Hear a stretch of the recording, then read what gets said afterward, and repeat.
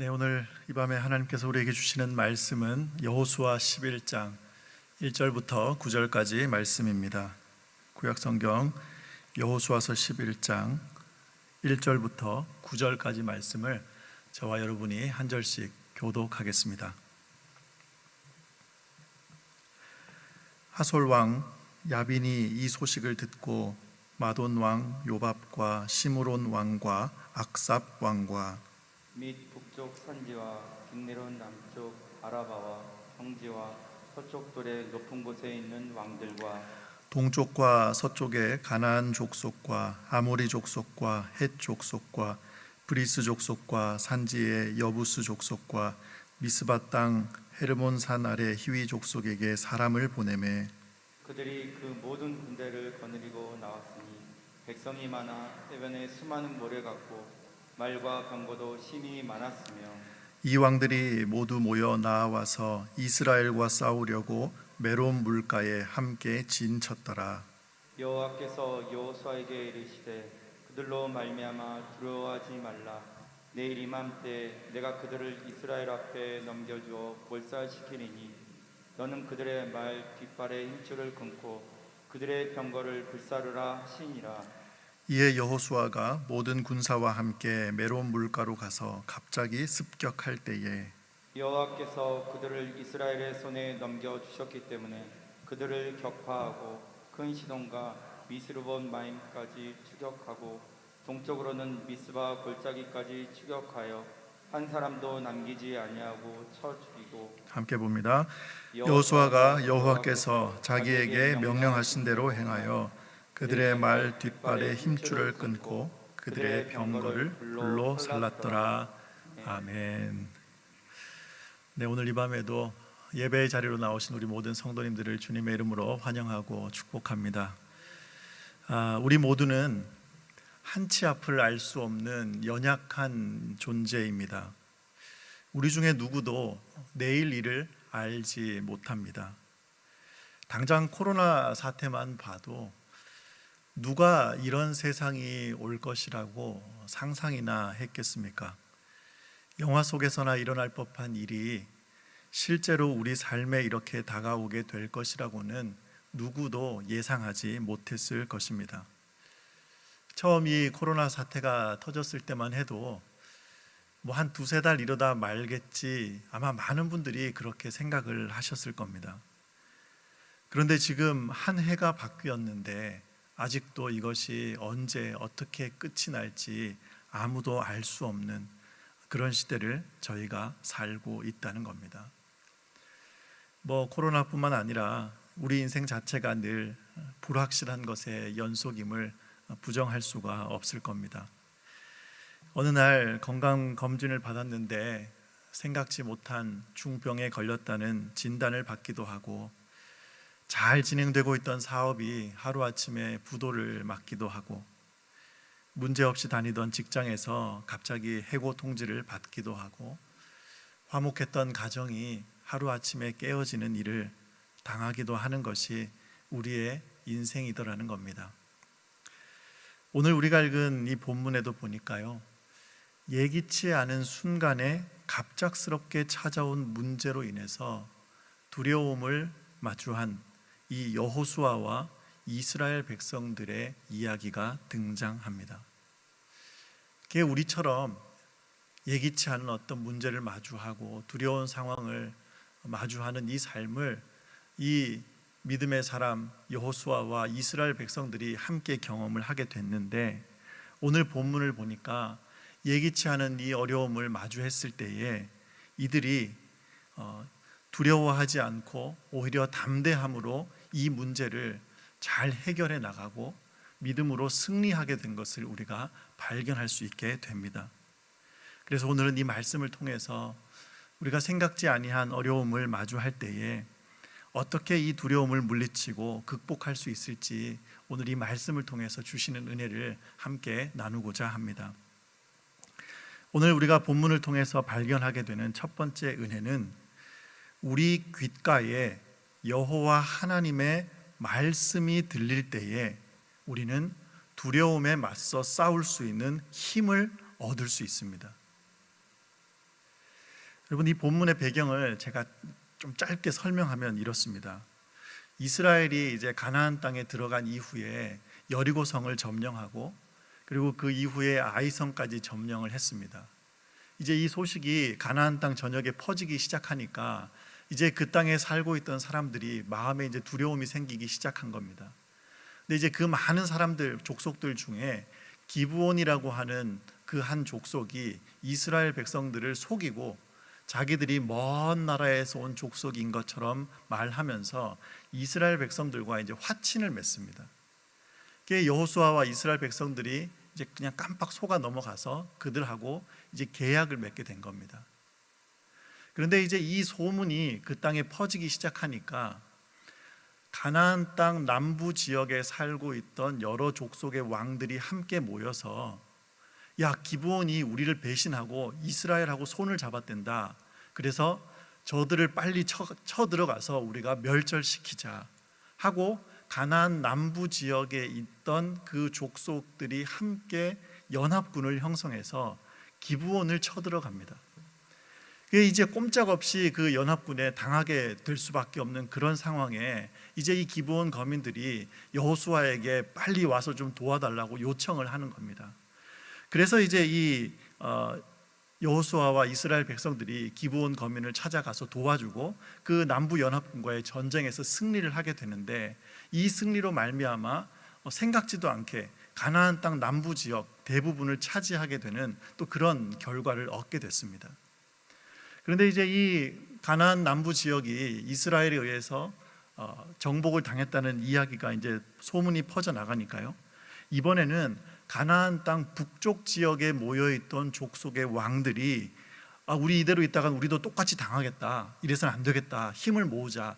그래서 이제 북부 지역의 왕들이 함께 모여서 연합군을 형성하기 시작합니다. 오늘 우리가 1절에서부터 읽은 이 여러 이상한 이 이름들, 지명들, 왕들 이름이 쭉 나오는데 이제 이 사람들이 가나안 땅 북부 지역에 있는 그 지역에 모여서 살던 그 족속들의 왕들이 모여서 이제 군대를 형성한 겁니다. 그리고 이제 이 이스라엘 백성들을 이제 공격하겠다고 이제 강가에 섰는데 이 북부 지역의 연합군의 그 규모가 얼마였는지 성경이 정확하게 숫자를 말하고 있지는 않지만 이 4절에 보면요, 그들이 그 모든 군대를 거느리고 나왔으니 백성의 수가 해변의 모래같이 많고 말과 병거도 심히 많았다, 이렇게 얘기하는 걸 봐서는 적어도 남부 지역의 그 연합군 군대보다도 훨씬 더 큰 규모의 군대가 아니었을까, 우리가 이렇게 생각을 해볼 수가 있습니다. 여리고성을 치고 이제 또 아이성을 치고 그렇게 하나씩 가나안 땅을 정복해 가던 중에 갑자기 이 기브온 거민들과 이렇게 엮이면서 얼떨결에 남부 지역 연합군과 전쟁을 치르게 됐는데 이제는 숨 돌릴 틈새도 없이 또다시 북부 지역의 군인들과 군사들과 전쟁을 해야 하는 이런 이제 상황에 맞닥뜨리게 된 겁니다. 얼마나 이 마음이 분주하고 정신이 없었겠냐 하는 거예요. 아무리 이 여호수아와 이스라엘 백성들이 이전 전투에서 큰 승리를 경험했다고 할지라도 또다시 그 거대한 군대를 마주할 때에 그들 마음 가운데 두려움이 찾아왔다는 것은 부정할 수가 없을 겁니다. 우리가 이전에 한번 당해본 어려움이라고 해서 그 일을 또다시 당하면 이제 뭐 그까짓 것 아무것도 아니다, 이렇게 쉽게 물리칠 수 있는 것이 아니라 어쩌면 한번 어려움을 당할 때는 그냥 멋 모르고 어떻게 버티다가 그걸 잘 극복했는데 또다시 그런 일을 마주하게 되면 더 마음이 무너지고 더 큰 두려움이 찾아올 수도 있는 것이 또 연약한 우리의 모습일진데, 이 여호수아의 지금 눈앞에 해변의 모래같이 많은 이 수많은 군대가 진을 치고 있으니까 그 마음 가운데 두려움이 왜 없었겠어요? 그런데 7절을 보니까요, 이에 여호수아가 모든 군사와 함께 메론 물가로 가서 갑자기 습격할 때에 그랬습니다. 군사의 수가 해변에 모래같이 많고 말과 병거가 심히 많았음을 보고도 여호수아가 두려워 떨기보다는 오히려 담대함으로 나가서 맞서 싸웠다는 겁니다. 그런데 이 여호수아가 담대하게 이 북쪽 연합군과 맞서 싸울 수 있었던 그 힘이 어디에서부터 나왔냐 보니까 바로 앞에 나오는 그 6절의 말씀이요, 여호와께서 여호수아에게 이르시되 그들로 말미암아 두려워하지 말라. 내일 이맘때에 내가 그들을 이스라엘 앞에 넘겨주어 몰살시키리니 너는 그들의 말 뒷발의 힘줄을 끊고 그들의 병거를 불사르라 하시니라. 이에 여호수아가 군대를 거느리고 쳐들어가는 겁니다. 여호수아가 두려워할 수밖에 없었던 그 상황에서 담대함으로 맞설 수 있는 힘이 어디에서 나왔냐 봤더니 하나님의 말씀이 그 귓가에 들리니까, 살아계신 하나님의 그 말씀이 여호수아에게 임하고 나니까 그 백성의 수가 모래같이 많아도 두렵지가 않은 겁니다. 여러분 6절 말씀 자세히 보시면 하나님께서 여호수아에게 뭐라 하시냐면 그들로 말미암아 두려워하지 말라 이렇게 말씀하시거든요. 왜 이렇게 얘기하실까요? 앞서 말씀드린 대로 여호수아의 마음속에 두려움이 있는 거예요. 뭐 이거 전쟁 많이 해봤으니까 이제 아무것도 아니지, 그게 아니라 그 마음속에 두려움이 있다는 것을 하나님이 아시는 거예요. 그런데 그 두려움 가운데 있던 여호수아에게 너 두려워하지 마. 이 전쟁은 내가 이미 승리한 전쟁이야. 내일 이맘때가 되면 이거 다 끝난 전쟁이니까 너 걱정하지 말라. 이렇게 말씀하시는 하나님의 그 음성이 여호수아에게 들리니까 두렵지가 않더라는 것입니다. 서두에 말씀드린 것처럼 우리의 인생은 끊임없는 사고의 연속입니다. 잠시 후의 일도 알 수 없는 것이 우리의 삶입니다. 그래서 때로는 두렵기도 하고 불안과 염려에 휩싸이기도 합니다. 순간순간 어려움이 우리 앞에 찾아올 때 우리가 어떻게 그 위기를, 그 두려움을 극복할 수 있는가? 살아계신 하나님의 말씀이 들릴 때에 우리가 담대함으로 승리할 수 있음을 믿습니다. 근데 여러분 여기서 중요한 이제 질문이 한 가지 나오죠. 그렇다면 지금 우리 귓가에는 여호와 하나님의 말씀이 들리고 있는가 하는 것입니다. 매 주일마다 금요일마다 담임 목사님의 그 입술을 통해서 하나님의 말씀이 선포되고 새벽 예배 또 수요 예배 신방 여러 부교육자들을 통해서 또 하나님의 말씀이 선포되는데 그 말씀을 듣는 우리가 지금 살아계신 하나님의 말씀으로 그 말씀을 받고 있는가 하는 것입니다. 몸은 이곳 예배당에 와 있는데 어쩌면 지금도 유튜브를 통해서 이제 온라인으로 예배를 드리고 계신 분도 많이 계실 텐데 빠짐없이 설교 말씀을 듣고 예배에 참여하고 있는데 그 말씀이 진짜 살아계신 하나님의 말씀으로 내게 다가오고 있느냐 하는 것입니다. 여러분 사사 시대의 그 말미에 엘리 제사장을 여러분 기억하실 겁니다. 이 사람은요 성막에 살았음에도 불구하고 하나님의 말씀을 듣지 못했습니다. 하나님의 말씀을 대언해야 할 제사장임에도 불구하고 그에게는 말씀이 임하지 않았습니다. 한 시대에 그 제사장에게 들려야 할 하나님의 말씀이 엘리에게 들리지 않으니까 그 조그마한 아이 사무엘에게 하나님의 말씀이 임하는 겁니다. 우리가 이 땅을 사는 동안요 우리 믿음의 사람들이 하나님께로부터 받게 될 가장 무서운 심판, 가장 무서운 저주가 무엇인가 하면 하나님께서 말씀을 거두어 가시는 거예요. 아모스 8장 11절 이하에 보면 이런 말씀이 있습니다. 주 여호와의 말씀이니라. 보라, 날이 이를지라 내가 기근을 땅에 보내리니 양식이 없어 주림이 아니며 물이 없어 가람이 아니요 여호와의 말씀을 듣지 못한 기갈이라. 사람이 이 바다에서 저 바다까지 북쪽에서 동쪽까지 비틀거리며 여호와의 말씀을 구하려고 돌아다녀도 얻지 못하리니 그날에 아름다운 처녀와 젊은 남자가 다 갈하여 쓰러지리라. 여러분, 양식이나 물이 문제가 아니고 우리 눈앞에 찾아온 어떤 위기가 문제가 아니고 여호와 하나님의 말씀이 들리지 않으면 이 심각한 문제라는 것입니다. 여러분, 우리가 주일에만 온라인까지 포함하면 수천 명의 성도들이 우리 교회에서 예배를 드리지 않습니까? 매 주일마다 강단에서 선포되는 그 말씀이 얼마나 은혜로운 말씀이에요. 제가 저희 교회 부임하고 나서 제일 감사한 것 중에 하나가 이 주일 예배 말씀이 너무 좋은 거예요. 사실 부교육자들이 가질 수 있는 가장 큰 축복 중에 하나가 이 담임 목사의 말씀을 통해서 은혜 받는 게 큰 축복이거든요.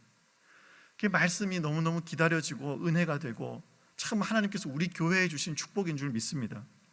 그런데 어떤 사람들은 예배 중에 선포되는 그 말씀이 살아 역사하시는 하나님의 말씀으로 귓가에 들리고 그 말씀으로 인하여서 모든 두려움이 사라지고 모든 문제를 해결받는가 하면 어떤 사람은 똑같이 예배를 드리고 있는데 분명히 같은 장소에서 같은 말씀을 듣고 있는데 그것이 삶에 아무런 영향을 주지 못하는, 그래서 형식만 예배의 자리에 나와 있는 자들이 있다는 것을 우리는 부인할 수 없을 겁니다.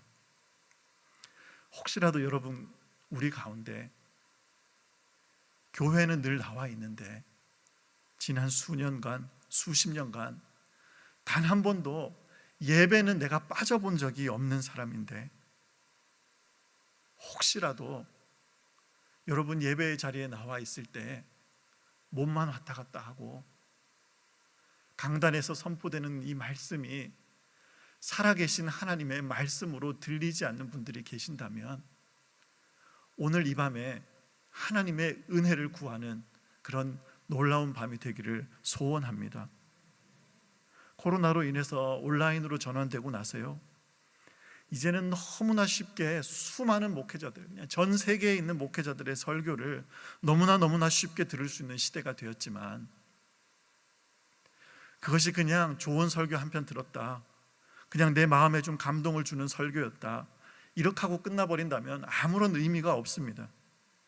주의 종들을 통해 선포되는 그 말씀이 지금도 살아 역사하시는 하나님의 말씀으로 임하여서 저와 여러분의 삶에 능력으로 나타나기를 축복합니다.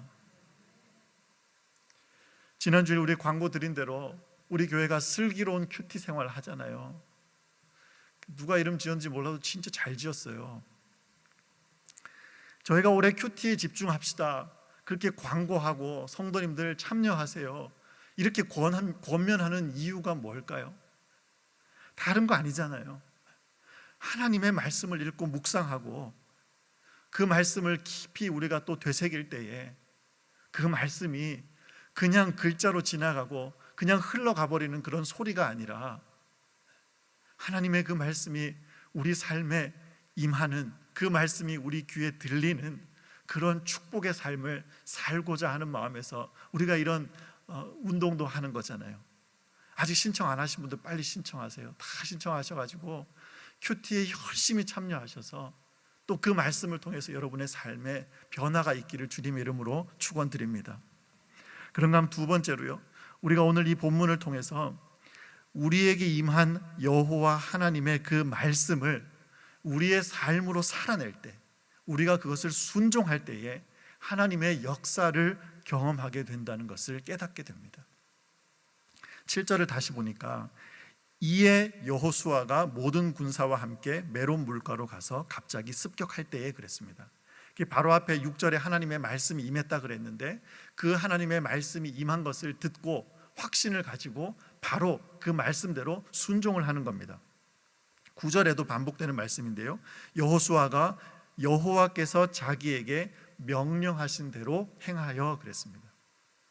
하나님의 말씀이 임했는데 그 말씀이 임하자마자 이 여호수아가 행동한 것이 무엇이냐면 그 말씀을 삶으로 살아내는 겁니다. 하나님의 말씀을 듣고 그 말씀으로 말미암아 이제 두려움이 사라졌다, 이제 내 마음에 평안함이 찾아왔다, 그렇게 하고 거기에서 멈추는 것이 아니라 그 하나님의 말씀을 의지해서 그것을 순종하며 삶으로 살아냈더라는 겁니다. 그랬더니 이 여호수아와 이스라엘 백성들에 나타난 결과가요, 여호수아 11장 23절 이후에 나오는 말씀인데요, 이와 같이 여호수아가 여호와께서 모세에게 말씀하신 대로 그 온 땅을 점령하여 이스라엘 지파의 구분에 따라 기업으로 주매 그 땅에 전쟁이 그쳤더라. 이제 하나님이 주신 그 말씀을 붙잡고, 야 진짜 좋은 말씀 받았다, 야 이거 오늘 굉장히 나한테 꼭 필요한 말씀을 하나님이 주셨다, 그렇게 하고는 이제 나는 이제 더 이상 두려울 것이 없고 평강이 찾아왔다 하고 거기서 멈추는 것이 아니라 그 하나님의 말씀을 의지함으로 담대하게 맞서 싸워 전쟁에 나갔더니 하나님께서 참 전쟁의 그 승리를 선물로 허락하시더라는 사실입니다.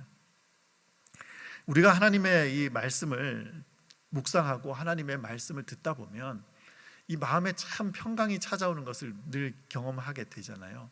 예배 때 아마 성도님들 그러실 거예요. 예배 자리에 이렇게 나오고 싶고 현장 예배를 사모하는 더 큰 이유 중에 하나가 이 예배당에 와서 그냥 이 자리에 앉기만 해도 그냥 마음의 은혜가 되고, 그러다가 또 예배 중에 찬양을 하고 또 하나님 말씀을 듣다 보면 이 마음 가운데 참 모든 문제가 다 해결된 것 같은 이제 그런 은혜를 우리가 누리게 되는데, 그런데 분명 말씀을 듣고 예배 드릴 때만 해도 이제 세상 내가 모든 거 다 승리한 것 같았는데, 이 예배당 문을 나서서 집에 돌아가기만 하면 또다시 우리 눈앞에 찾아온 이 마주하고 있는 현실이 눈에 보이고, 내가 분명 예배 드릴 때만 해도 이길 수 있을 거라고 그렇게 자신했는데 삶의 현장에서는 또다시 주저앉고 또다시 두려워하고 절망할 때가 혹시 여러분 있지는 않으십니까? 분명히 말씀이 임했는데 이제 다 이긴 것 같았는데 또 실패하고 절망하는 것을 반복하고 있지는 않느냐 하는 것입니다. 여기서 우리가 오늘 본문의 중요한 교훈을 발견하는 겁니다. 하나님의 말씀이 임할 때에, 그 말씀이 주어지는 그때에 하나님이 내게 주신 이 말씀이 내 삶의 능력으로 나타나게 됨을 믿고 믿음으로 순종하는 것, 우리의 삶으로 살아내는 것, 거기에 하나님의 역사가 이루어지게 됨을 믿습니다. 2019년도니까요 벌써 이제 재작년이 됐습니다. 그 2019년도 11월 달인데요, 제가 그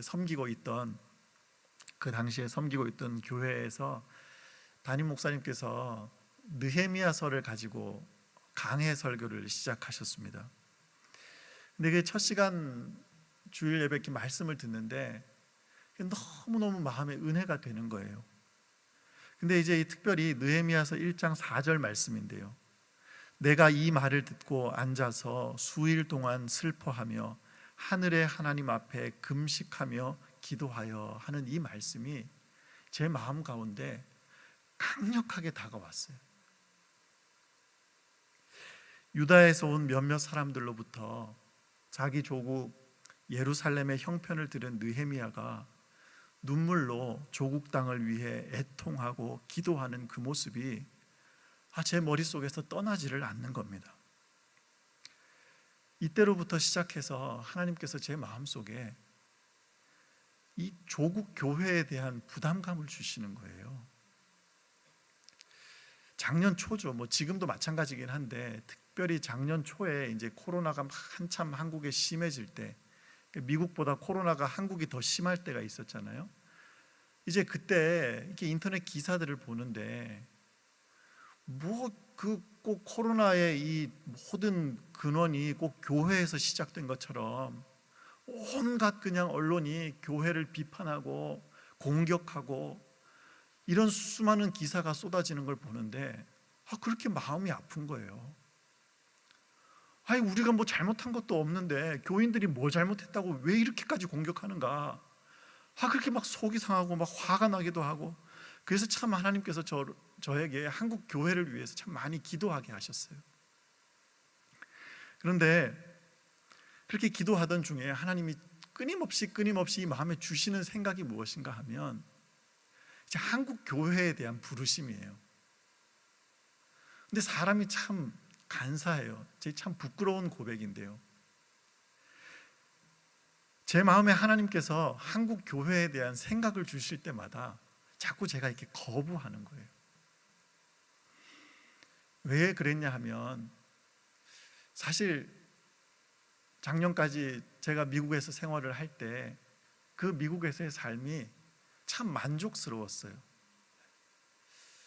굉장히 안정적인 삶을 살고 있었고, 또 그 섬기던 이민교회도 참 좋은 교회였어요. 너무나 참 귀한 성도들을 만나서 참 행복하게 사역을 하면서 별로 이제 지금 제가 누리고 있는 그 미국에서의 삶을 포기하고 싶지가 않은 거예요. 애들을 봐도 그렇잖아요. 한국이 얼마나 이 교육이 힘든 현실이 이렇게 처해 있는 걸 수도 없이 듣게 되는데, 그냥 미국에 살기만 하면 그냥 공짜로 공교육 다 받을 수 있죠. 얘네들을 봐도 그렇고, 그냥 우리 가족 여러 형편을 봐도 그렇고, 그냥 여기 좀 더 살면 좋겠다, 이 생각이 계속 드는 겁니다. 분명 제가 유학을 떠날 때요, 하나님 앞에 기도했거든요. 하나님, 저 유학 보내주시면 제가 가서 좀 더 넓은 세계를 보고 또 더 많이 공부하고 돌아와서 조국 교회를 위해 하나님 필요로 하시는 곳에 제가 충성하겠습니다. 이렇게 기도하고 분명히 유학을 떠났는데, 막상 가서 살아보니까 그게 사는 게 괜찮으니까 안 오고 싶은 거예요. 여러분 표정이, 거기 살지 뭐하러 와가지고 그런 표정으로 자꾸 저를 쳐다보시면 제가 이렇게 설교하기 힘들어요. 거의 한 해 동안 하나님과 씨름했던 것 같아요. 하나님, 한국에 얼마나 훌륭한 목사님들이 많으신데 저 같은 사람 하나 간다고 뭐 달라집니까? 하나님 뭔가 좀 잘못 계산하신 것 아닙니까? 하나님, 저 박사 논문 지금 아직 마무리도 못했는데 이거 논문만 좀 끝내고 가면 안 되겠습니까? 하나님, 저희 애들 대학 갈 때까지만 여기 있으면 안 되겠습니까? 계속 이제 그렇게 기도하는 거예요. 그런데 아무리 기도를 해도, 기도를 하면 할수록 너 이제 여기까지다, 너 미국 생활 여기까지다, 한국 돌아갈 준비해라, 자꾸 그 마음을 주세요. 저한테만 주신 줄 알았는데 저희 아내랑 참 감사한 건 저희 애들도 하나님 같은 마음을 주셨어요. 그래서 작년 이제 11월 둘째 주에 이제 저희가 귀국을 하기로 이제 결정을 한 거예요. 하나님이 주신 말씀이니까 우리가 순종하자, 이 마음을 가지고 결정을 한 겁니다. 죄송합니다. 그런데 이제 막상 귀국은 결정을 했는데요, 당장 이제 한국에 가서 섬길 교회가 없잖아요. 그래가지고 이제 그때부터 사역지를 놓고 또 이제 기도하기 시작한 겁니다. 근데 여러분 아시다시피 이제 코로나 때문에 이 지금 막 한국 교회가 많이 힘든 상황이다 보니까 어떤 교회들은 막 기존에 있던 교역자들 내보내기도 한다, 막 이런 소문이 이제 막 들리는 거예요. 그리고 이제 교역자 청빙 공고를 보니까 제가 이제 막 하나님과 씨름한다고 막 떼쓴다고 미루다가 이제 11월 달에 제가 귀국을 결정했는데, 뭐 웬만한 교회들이 벌써 10월 달에 목회자 청빙을 다 끝냈다는 겁니다. 이게 보니까 갈 수 있는, 갈 만한 교회가 없는 거예요. 그게 참 사람이 연약한 것이, 분명히 하나님 말씀이라고 확신을 가지고 이제 순종함으로 결정을 했는데, 이거 막상 이제 또 사역할 교회가 없다는 생각이 드니까 이게 막 걱정이 되는 겁니다. 이거 이러다가 이제 백수가 돼가지고 이 처자식들을 먹여 살려야 되는데 섬길 교회도 없고 막 별의별 생각을 다 하는데, 여러분 결과가 어떻게 됐습니까? 여러분 몇몇 분들은 좀 마음에 안 드는 표정이긴 하지만 정말 생각지도 못하게 이렇게 용인에 이렇게 좋은 교회에서 하나님이 저를 불러주셔가지고 참 너무 좋은 우리 목사님, 또 우리 참 귀한 동역자들, 우리 성도님들 이렇게 뵙고 이렇게 섬길 수 있게 됐으니까 이게 얼마나 감사해요. 하나님 말씀이라 확신을 가지고 순종하니까요, 하나님은 반드시 가장 좋은 것으로 응답해 주시더라고요. 오늘 우리의 삶 마찬가지입니다. 여러분, 하나님의 말씀이 우리에게 임할 때에 때로는 하나님 그거 좀 아닌 것 같은데요, 지금은 그것보다는 하나님 저한테는 이게 더 좋습니다. 너 지금 당장 나가서 싸워라. 내일 이맘때면 내가 이 군사들 너희 손에 붙여주겠다.